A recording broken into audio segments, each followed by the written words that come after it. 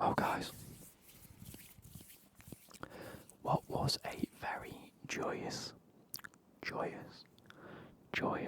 end to the season has been absolutely ruined by one of the most calamitous decisions I think has ever occurred at Chelsea Football Club.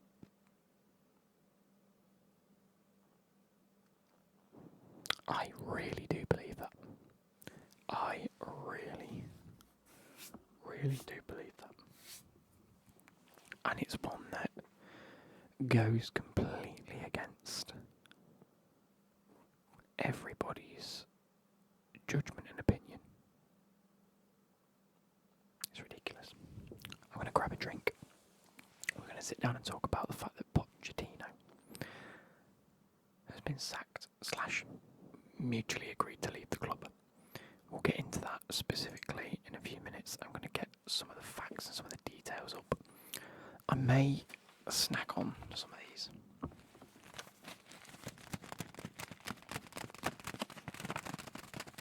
Because I haven't had my dinner since I got home, but I'm not particularly hungry, so I'll think about it.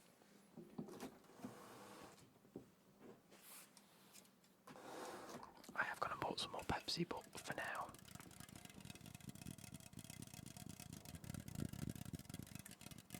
I'm having to make do with cans of Coke. Make do.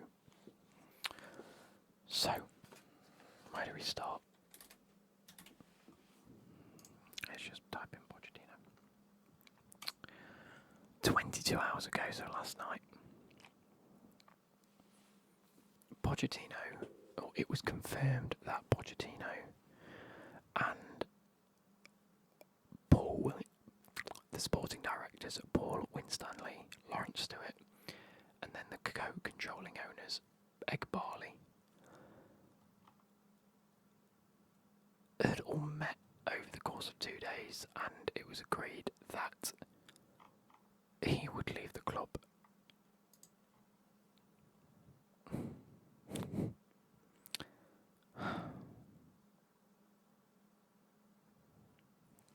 Now, number one, I will say, if Pochettino wanted to leave the club, and it was actually him that brought it up and said, look, I want to leave, then okay.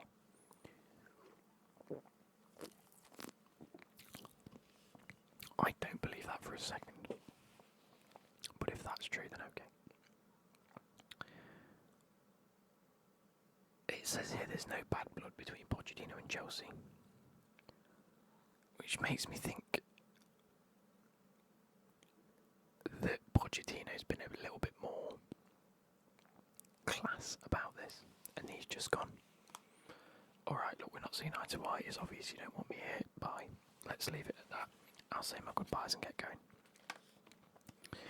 Which I'm even happier about, because every person that's ever been managed by Pochettino has said how good he is at man managing, and how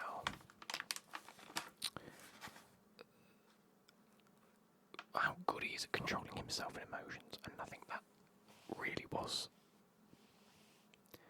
portrayed in the way that the players portrayed themselves towards the end of the season. One, Todd Bowley and Egg Barley and whoever else get fucked. You're really beginning to alienate a lot of the fan bases, or just the fan base in general, which is point number one. You're fucking over this football club. Point number two, the amount of times you said this is a process, you need to believe in it, and then turn around and shot yourself in the fucking face is pathetic. And number four, you are presumably going to fuck over a lot of the current players at the squad that have spent a year gelling, performing, underperforming, but with a huge list of injuries. And we finally got to a spot where Pochettino could say, this is my starting 11. I can trust these defenders to put in everything. The midfield is working. The attack knows what to do. Push on. We went from 12th to 6th. We are guaranteed European football. And if Man United lose on the weekend, we get Europa League, not just Conference League, we get Europa League. That, to me and many other fans, was progress. That was last year not great, this year full of injuries, but we've clinched European football. This literally was the process. This is what we have been so patient for 2 years. And you've gone and fucked it up by letting Pochettino walk by mutual consent. And now you're looking for another manager. Not only are you looking for another manager, by the way, you're looking for one that will obey your every command, will happily roll over and just let you buy whoever you want and have absolutely no input on what is better for the club or the team. You want them to just say yes to your every command.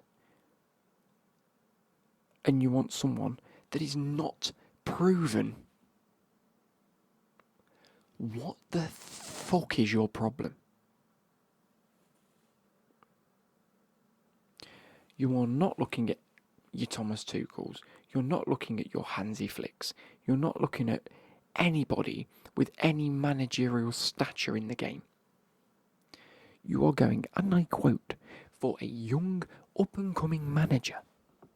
Who the fuck do you think you are?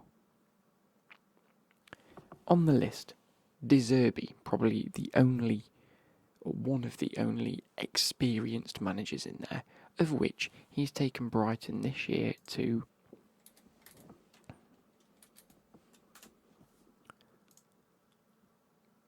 11th place. You're looking at Thomas Frank, who admittedly I quite like and I have a bit of a soft spot for, but he has managed to get Brentford to 16th. You're looking at Ipswich Town's Kieran McKenna, who admittedly has got Ipswich promoted. Part and parcel, might I add, to the fact that they loaned in a lot of great players. And you're looking at Leicester City's Enzo Maresca, who has won the league with Leicester City, who have a mid-table Premier League squad in the Championship. You're looking right there is the reason you're going to fail so miserably at running this club. You've gone, ooh, Leicester City are in the Championship and they've done really well. Who's their manager? You've not thought about maybe why they've been promoted. You've not thought about maybe the person that's been put in place has been given an opportunity at a Championship club to prove himself Premier League quality, not winning the Premier League quality. You fucking idiots. Other names, Sebastian Hoeneß. Great, he's done a fantastic job at Stuttgart. But it's Stuttgart. Can you remember a time where any club has looked at a mid-table / second league manager and thought, they'll win us the Prem, they'll win us trophies? No. Because it doesn't happen. I'm absolutely flabbergasted at the pure thought process that's gone into this. And I think that's the bit I'm struggling to understand. I'm struggling to understand any relevance to what is happening at the club. And I think this is why the fan base feel alienated. We're hearing, trust the process, we'll be back to winning ways, we'll do really well. So you go and hire a manager that can't win anything, or you're set to hire a manager that won't win anything. You've got a team that are struggling because you've thrown them in and gone, you need to win. We're going to put all this pressure on a bunch of 19 and 20-year-olds to win the Premier League and get into Champions League. You fucking morons. It's not how it works. It is beyond a joke. So let's go through the list of potential managers.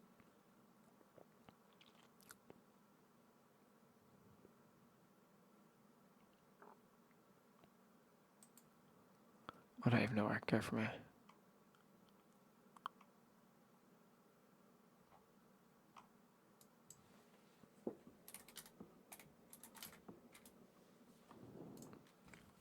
So, if we get the odds on who's going to be next manager,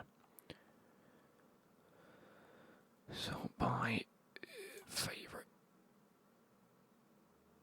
Okay, so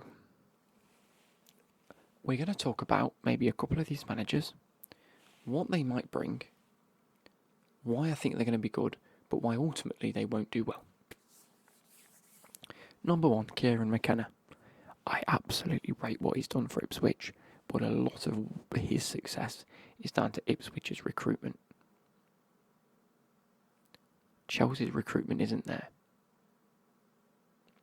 They're not buying elite players to play for that club to get them to where they need to be. They're buying players waiting for the future. But they've evidenced twice now in Potter and Pochettino they won't wait for the future. So crack on, mate. Roberto De Zerbi. I like him. I don't think he'll do anything wrong. I don't think he's really got any major pros or major cons. He will do a job at Chelsea. He's a good manager. He will lead the team to 10th place. He's lost Cucurella and Caicedo to Chelsea and half of the backroom staff. So ultimately I think he will fit in within the Chelsea structure. Won't bring anything that Chelsea want. They want a possession-based attacking manager that can shore up the defence. That manager doesn't exist. You can't have a defensive attacking manager. It's daft. Anyway, De Zerbi will work with some of the players. I don't think he'll get across to the fans well. Thomas Frank, I think, really would get across to the fans well. I think would really, really suit Chelsea's recruitment philosophy in we will name the players and here you go. Work with them. I think that would work. I do think Thomas Frank would like to have a bit more involvement in that, which Chelsea will not offer him. I also think it's going to be very difficult to get Thomas Frank from Brentford. Ruben Amorim from Sporting Lisbon. Bit of a different one. 1, will play the style of football that they want.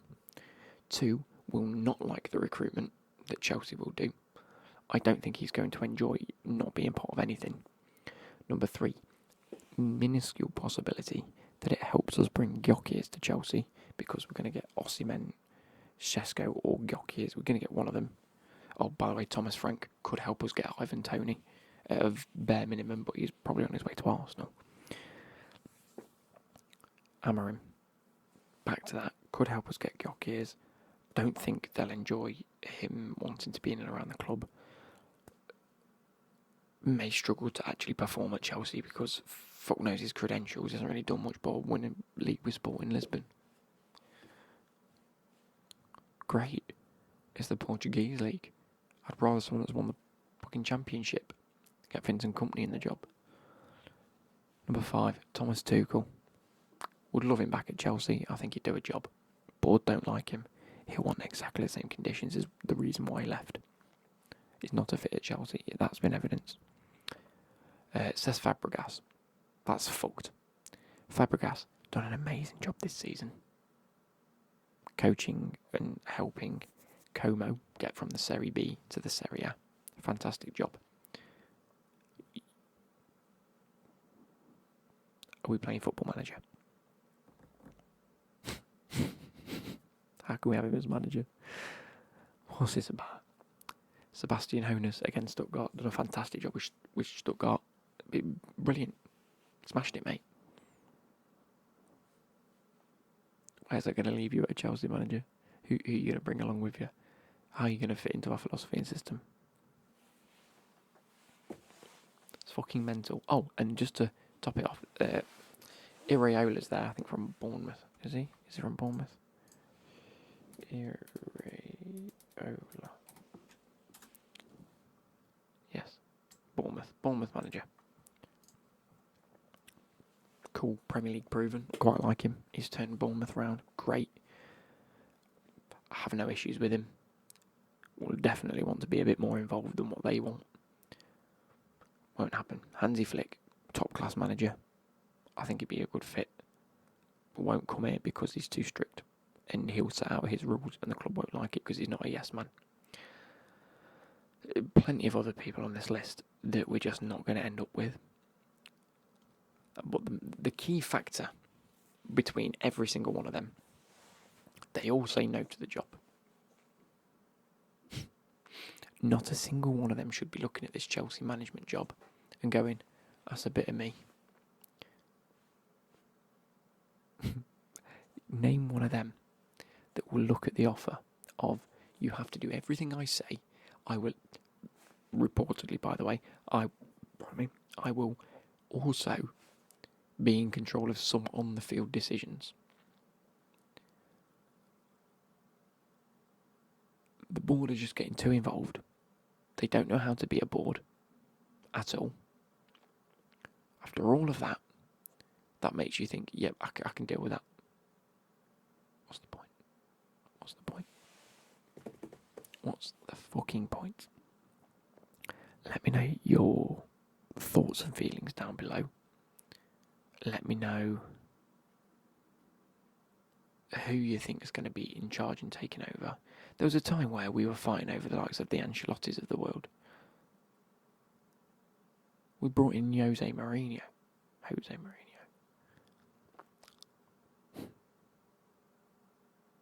And now we're fighting over Stuttgart's manager. Or the championship winners. Where the fuck are we? Where are we? We're lost. Anyway, hope you guys have enjoyed.